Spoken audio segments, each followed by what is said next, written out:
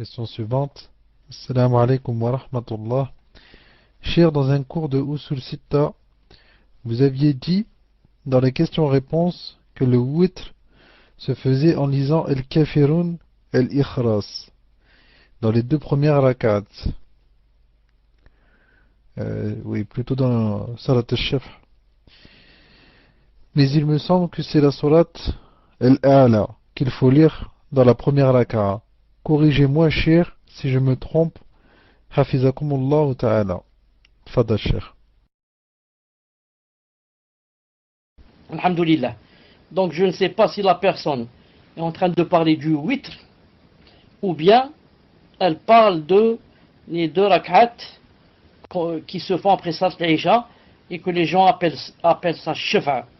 Al-Muhim, je dis, si la personne est en train de parler des deux rak'at qui sont après Salat al-Isha, il y a une sunna de faire deux rak'at après Salat al-Isha.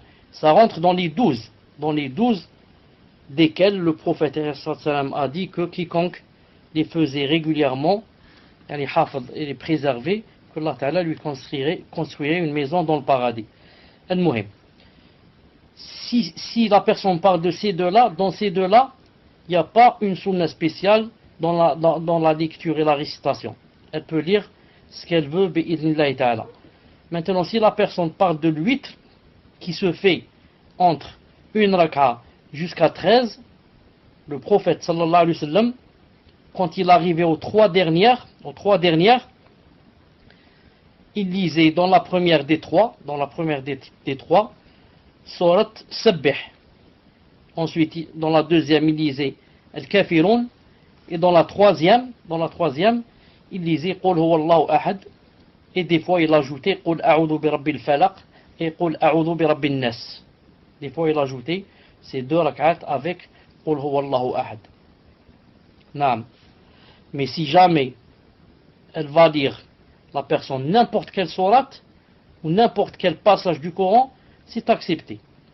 D'ailleurs, le prophète sallallahu alayhi wa sallam, des fois, il lisait pas Qul huwallahu dans l'huître, mais il lisait du milieu du Coran.